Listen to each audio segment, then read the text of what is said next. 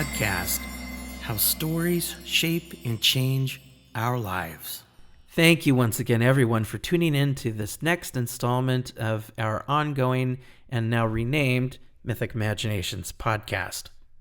On this episode, we are together going to explore an interesting, if not daunting, concept of apokalypsis, from which we derive the modern-day word apocalypse. The word apokalypsis itself is a Greek word that, simply translated, means revelation. I think most of us are probably more familiar with the term apocalypse as we relate that to certain aspects of branches of modern fundamentalist Christian movements that have popularized this idea of apocalypse as the end of the world, as they read it through the events interpreted literally from the book of Revelation itself, the final book added to the canon of the Christian or the New Testament at the Council of Carthage in the 4th century, at the urging and endorsement of Athanasius of Alexandria himself, a renowned Greek rhetorician and early church father. So there's a little bit of nerdy history for you. You're welcome. The various branches of the modern Christian church, both Catholic and the later Protestant splits post the Reformation, have ever since had a very long and complicated history with that particular book, which I'm not going to get into today, as that story demands its own space with a very different approach to unpacking everything that there is there to unpack. I bring it up simply because it's a recognition that this is the story around which all branches of Western culture have inherited and make reference to when thinking, speaking, or even writing about the notion of the word apocalypse. And as you've heard me state here before on prior episodes, we must situate ourselves in, for better and for worse, the context of our own historical, mythological legacy and inheritance, which in large part is Judeo-Christian, whether we carry those particular beliefs or not. Evidence of this always shows up in our pop culture offerings, books, movies, TV shows depicting horrors related to the events that hearken the literal end of the world. So again, it's all in the zeitgeist, as they say. That being settled, I want to go back to the original word apokalypsis itself. Again, it simply means revelation in the Greek. But this leaves the door wide open for all sorts of different ideas, interpretations, and even translations about what that word revelation actually means, be it a divine form of wisdom from the heavens, or perhaps some form of radical self-actualization, as we might want to interpret that from modern-day psychological lens, etc. Now, in the realms of myth and fairy tales, we have a lot more room and leeway for our imaginations to kind of create their own stories and run with it. Stories that can be powerful and meaningful for us, provided we can resist the urge to take whatever powerful symbols we're encountering in those realms and in our imagination, that we can prevent ourselves from turning those into literal or worse dogmatic concepts and then try to make them prescriptive for everyone else. Sadly, this is exactly what we do and what we have been doing for ages, over and over again, as a human race. And in so doing, have unleashed some of the most horrific examples of evil perpetrated from one group of human beings onto another group of human beings. And on that goes, even to this very day. So if we consistently and persistently misunderstand our own relationship to our own great myths and fairy tales, Why should we risk going back into them in search of some guiding wisdom, especially now when it feels like the entire world is falling apart beneath our feet at the hands of a very few evil, powerful men who seemed determined to blow it all up? And the sense of the urgency to protect what and whom we can in the aftermath of that, feeling so urgent and imminent. It's a good question. That's why I'm here, I suppose. Those of us who are trying to do everything in our power to stay connected to the truth and stand up to the infinite number of lies and misdirections being bought and sold every day at our own expense. We understand the power of words and the power of the stories that they weave. We understand the threat of false stories designed to rob us of our own dignity, worth, our ability to trust our own discernment as honestly as we can. The difference between truth and lies, and as difficult as it is for us to commit to such an act right now, be willing to do some of our own inner work and identify whatever false stories of our own that we're persistently carrying around inside of ourselves to make sure that we're walking the talk, as they say. So again, stories have great power. We know this. Perhaps they have the most power over us. Psychologically, and this, by the way, has been well researched actually, we know that we will defend and protect whatever stories we have accepted and pledged our own allegiance to, even in the face of clear evidence that what those stories are and what they point towards are not real. They're not factual, and they're not based on any kind of evidence. By far, we are a species that gives more allegiance to whatever stories we choose to protect than any evidence that bears out anything that would indicate the opposite of what those stories are telling us is true. This is the power of story. So this begs a question: how are some of us able to see through a duplicitous story that perhaps we have been carrying ourselves and living out of, then summon the courage to question and perhaps leave it behind altogether, and somehow rebuild our allegiance to a hopefully more truthful and honest story of ourselves, as well as the realities of the world that we're living in beyond our own confirmation biases? The exhaustive answer to that, as you might expect, is an incredibly complex and varied one, but the short, oversimplified answer is that our old confirmation biases have to fail us bad enough that the pain or the dissonance we feel in that moment is more powerful and more convincing to us than the allegiance we have carried for the stories we were defending and protecting originally. This experience is the moment of apokalypsis. The moment when this kind of transformation is allowed to take place. And since this is an archetypal idea, we know that it is part of the human experience and always has been. It's no big secret that it is a deeply painful, discomforting, discombobulating, disillusioning experience to have.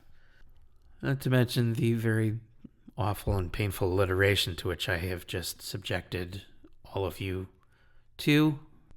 My sincerest apologies. It's the Matrix red pill versus the blue pill kind of moment for many of us. And even if going through it ultimately leads us to a place of deeper connection with ourselves and the realities of the world that we inhabit, and a more secure sensation of overall peace, connection, love, and acceptance of oneself as they are, the process to get there always hurts. There's just no way around it. And we are a species designed to avoid pain at almost any cost. That's instinctual. It's part of our evolutionary arc. So how do we end up finding ways to put ourselves through this? Well, first of all, we need to remember that as individual human beings, we were not and are not designed to go through such harrowing journeys, much less life, individually and alone and disconnected from other people and important, nourishing community. As with most things, walking through something so difficult requires the support of a loving, active, caring community that knows how to hold space and walk us through such difficult moments.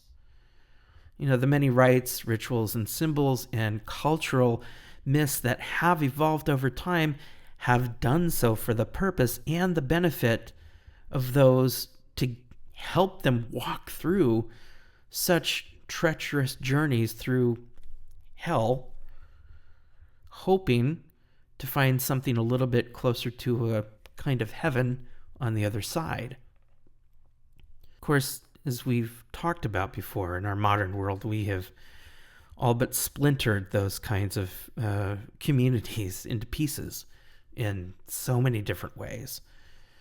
Such communities are really hard to find any longer, and sadly, a lot of so-called communities that appear to have such tight, enduring, and supportive bonds to each other turn out to be cults, which are not true communities at all, but just the opposite. Learning how to stand up and tell the truth, especially when the truth is not welcome. To tell your own story without apology takes just about all of the courage that one can hope to summon up. As more of us choose to speak up and make our voices heard in whatever capacity we are able to do that, it can help someone who has never been able to feel safe enough within themselves, or perhaps safe enough because of the potential repercussions of whatever group they belong to that could wield severe real-life consequences for them, to learn how to perhaps summon the courage to use their voice. It only works to the degree that those of us who are committed to doing so can be dedicated to create and be safe places within ourselves for folks like that to land, to be able to see, hear, acknowledge, and advocate for them against those whom the lies of powerful men wield untold harm. We can begin to create safe landing pads for those who run the risk of losing everything that they know to be true about their lives just by simply telling the truth. It's not the community of our ancestors, but it's a beginning, and we have to take whatever beginnings we can find at this point and not take them for granted, but feed them and nurture them and see what they can become. This is the work of Apokalypsis. It's not just something that's happening to us. It's something we either choose or don't choose to acknowledge and work with. The evils that are perpetrated during such times of massive cultural upheaval are very real and very deadly. And we need to remember that a wound is a wound. No matter what opportunities for redemption or healing may lie on the other side of that wound. To suggest, as has been stated in previous episodes, that any kind of wound is a quote-unquote blessing in disguise is not only a cruel and manipulative form of gaslighting, but a disingenuous reframe that robs the wound of its own integrity and reality, rendering it essentially meaningless.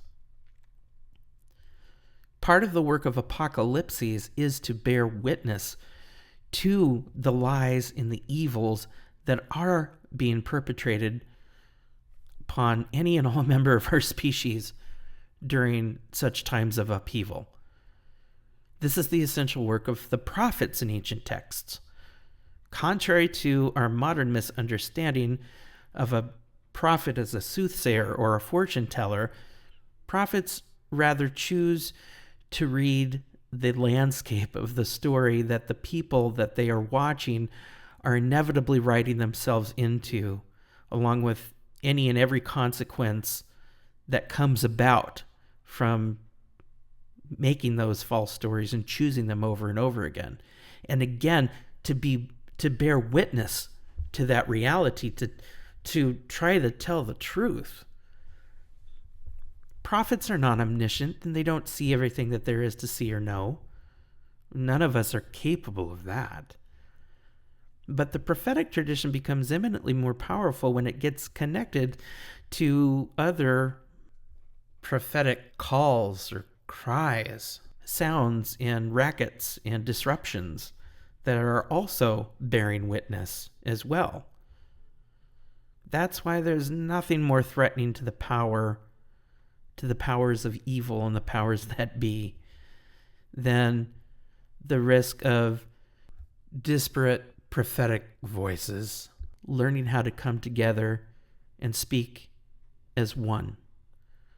That's why they go after the artists, the poets, the writers, the gifted orators of the world, because those are the ones that know how to really carry the prophetic tradition into the human imagination in a way that can touch our souls, that part of us which lives beyond our ego defenses, our ego ideals, our ego expectations, and our ego alliances.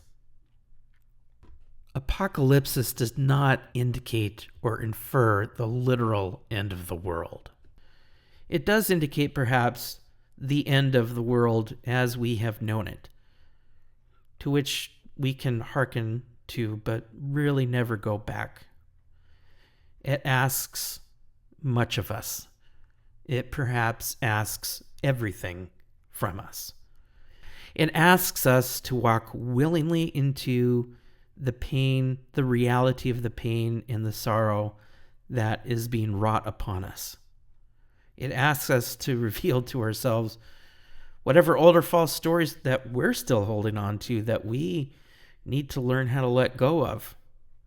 It asks us to put ourselves at risk by speaking the truth and speaking out against powerful evil and people who give their allegiance over to the lies of powerful evil, putting themselves at risk of abandoning their very souls and everything that makes them human.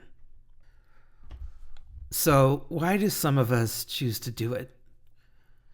Because for those of us who would almost literally prefer to risk death than risk the loss of our very souls, we have no other choice.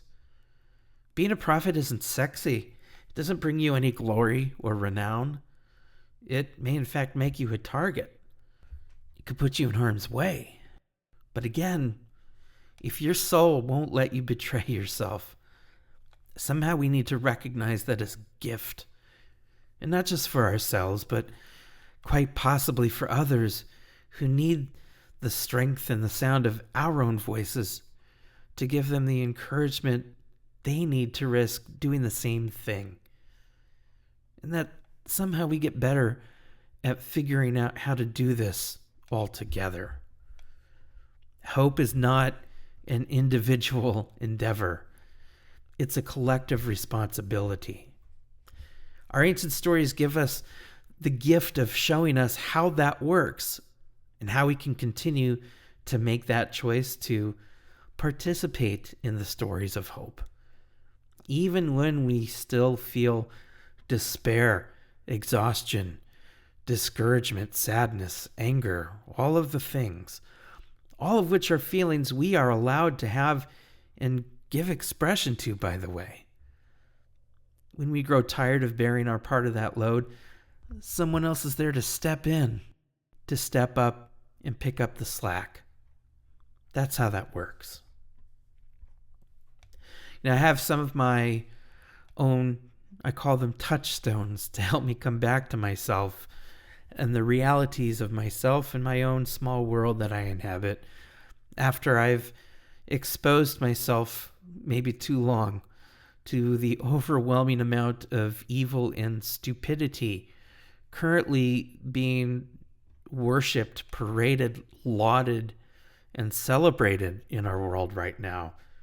In this particular moment of apocalypsis that we are all in and that we all share together, feeling perhaps flattened beneath the weight of it all. I have Peter Jackson's interpretation of Gandalf the Grey from one of the Hobbit movies when he has Gandalf say, "It is the small everyday deeds of ordinary folk I've found that help keep the darkness at bay. Small acts of kindness and love."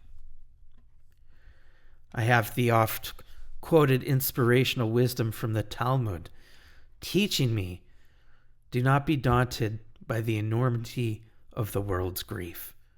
Do justly now, love mercy now, walk humbly now.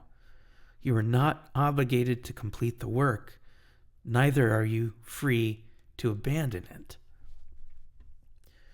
Each of us need our own touchstones to remind us of who we are and why we are each of value and worth, and why we need to fight for and defend the inherent worth of all other human beings.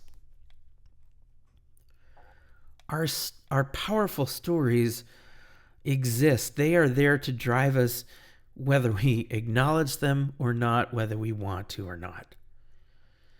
And these stories and the power that they wield, like so many other things in life, can be wielded for the sake of evil, power and greed, or can be wielded for the good and sanctity of our own humanity.